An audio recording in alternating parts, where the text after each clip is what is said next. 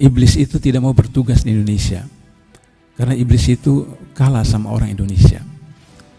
Dalam satu seminar iblis internasional, perwakilan iblis Indonesia mengatakan kepada pimpinan sidang moderator, bos, kami resign, tidak mau bertugas di Indonesia. Marah pimpinan sidang, kenapa Anda tidak mau bertugas di Indonesia?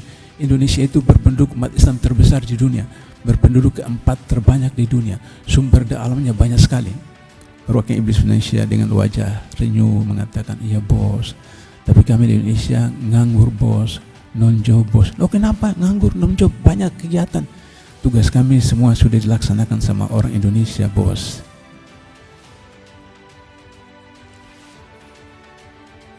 Satu indikator.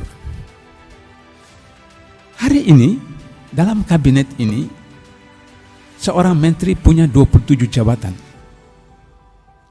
Saya tadinya anggap hoax, tapi ketika beliau sampaikan presentasi di Komisi Anggaran pakai slide, dan kemudian slide itu sampai ke saya hitung betul-betul 1, 2, 3, 27, dan setiap jabatan itu ada peraturannya, ada kepresnya, ada pepresnya. Mulai dari urus laut, kemudian urus vaksin, urus minyak, urus semua 27 jabatan. Itu yang disebut dengan oligarki. Menguasai ekonomi, jadi juga menguasai pemerintahan seperti itu. Kalau soal kilometer 50, saya ini bukan orang FPI. Saya datangi itu keluarga 6 korban. Masya Allah. Saya tanya, ibu ada dari pihak pemerintah datang nggak menyampaikan rasa duka cita? Ada pak, siapa? Babinsa. Apa dia bilang? Dia kasih saya amplop. Apa isinya? Ya mungkin uang. Berapa isinya bu? Nggak tahu. Loh kenapa ibu nggak tahu? Saya tidak terima, saya kembalikan. Seorang janda penjual gorengan menolak bantuan dari Babinsa karena akidah. Dia tahu anaknya dizalimi. Bayangkan, ini orang pilihan Allah. Karena itu saya melawan habis-habisan sebagai mantan wartawan dan mantan penasihat KPK. Ini kezaliman yang luar biasa. Alhamdulillah, satu persatu mubahalah yang saya lakukan sudah mulai terbukti. Jenderal Sambo yang membebaskan 2 anak buahnya di pengadilan, mereka tidak ditahan, mereka tidak dipecat, kemudian bebas, dan Allah buktikan satu persatu. Saya undang Polda untuk mubahalah. Sampai jam 2 saya tunggu, tidak datang. Saya minta kepada 6 keluarga mubahalah secara sepihak, dan mereka mubahalah. Satu persatu Allah akan tunjukkan seperti itu. Menurut logika, apakah seorang ajudan berani masuk ke kamar istri bosnya? Menurut logika. Tapi itulah skenario Allah untuk bisa kemudian membongkar kejahatan-kejahatan. Dan beliau adalah perwira yang paling muda yang cepat naik pangkat hanya karena satu golongan dengan Kapolri.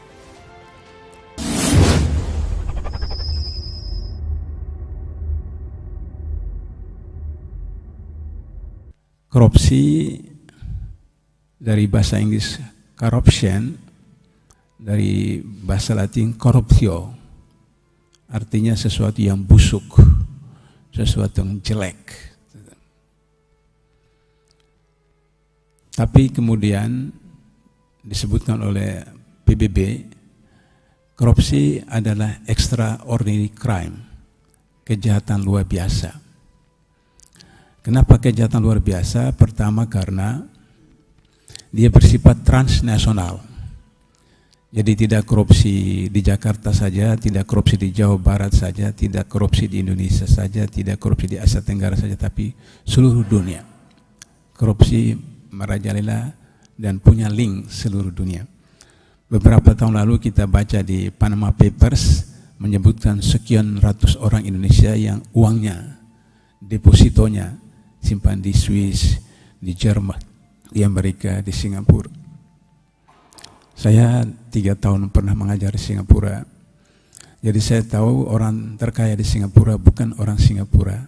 Orang terkaya di Singapura adalah orang Indonesia. hotel termewah di Singapura bukan punya orang Singapura. Hotel termewah di Singapura punya orang Indonesia.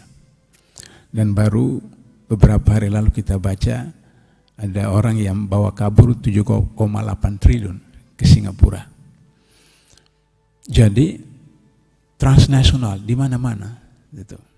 Itu ciri pertama korupsi sebagai kejahatan luar biasa. Yang kedua, korupsi itu pembuktiannya sukar.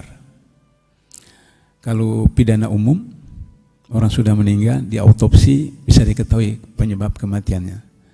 Contoh Brigadir J. Setelah sudah beberapa hari, dia autopsi, kemudian diketahui bahwa otaknya itu ada di perutnya. Berarti meninggalnya tidak normal. Contoh. Atau 6 orang yang dibunuh di kilometer 50, ketika diautopsi ternyata kemudian terjadi ada semacam penyiksaan di belakang, dibuat pelir, kemudian di mata dan seterusnya. Itu pidana umum. Meskipun sudah sekian tahun digali, diautopsi bisa diketahui. Tapi kalau korupsi tidak bisa semudah itu. Bapak pegang Android sendiri atau laptop, tekan, terus kemudian transfer 1M, 2M, kemudian delete, selesai. Tidak bisa. Karena itu maka ada PPATK yang tugasnya melacak kemana itu uang bergerak.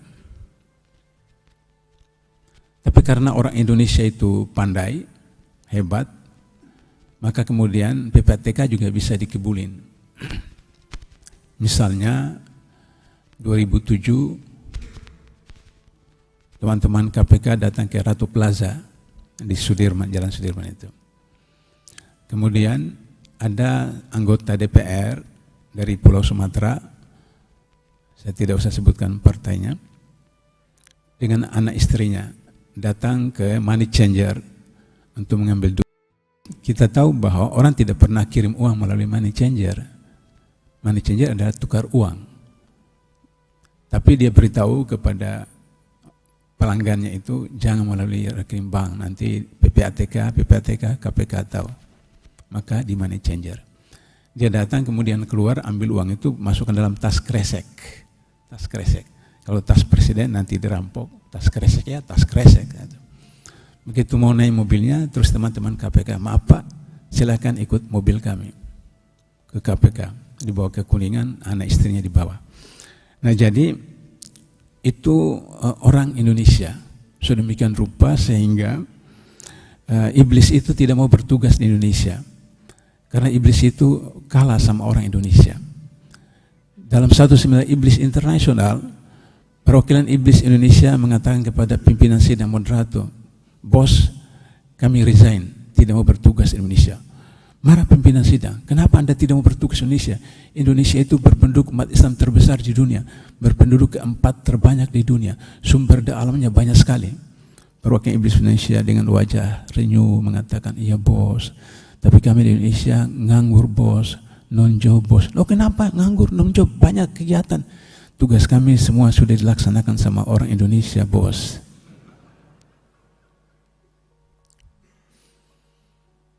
Satu indikator saya bawa tapi saya tidak pakai. Kalau saya batuk baru saya pakai.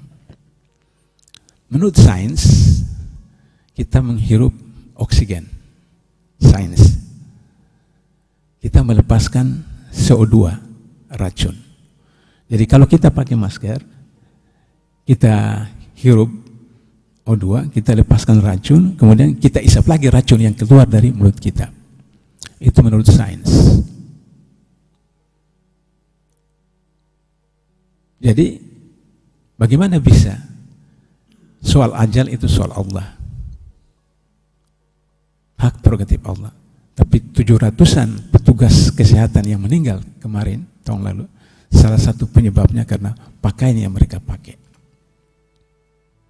Sehingga tidak bisa udara segar masuk. Karena itu kalau saya memberikan materi ke BIMTEK DPRD, saya katakan supaya Anda tidak dituduh teroris, silakan Anda pakai masker. Tapi jangan lewat 15 menit, turunkan, supaya Anda menghirup udara segar. Jika tidak berjam-jam Anda menghirup racun dari mulut Anda sendiri itu berbahaya. Maaf bapak-bapak, kata Rasulullah, "Shallu kama ra'aitumuni usolli." Salatlah kalian sebagaimana kalian ikuti aku sholat. Kata Rasulullah, sholat itu 2 kaki, 2 lutut, 2 tapak tangan, dahi dan hidung. Itu hadisnya sahih. Maaf bapak-bapak yang pakai masker waktu sujud, tidak terkena hidung. Tidak terkena hidung. Nah jadi itulah cara bagaimana iblis itu mengaku kalah sama orang Indonesia. Misalnya, kata Rasulullah,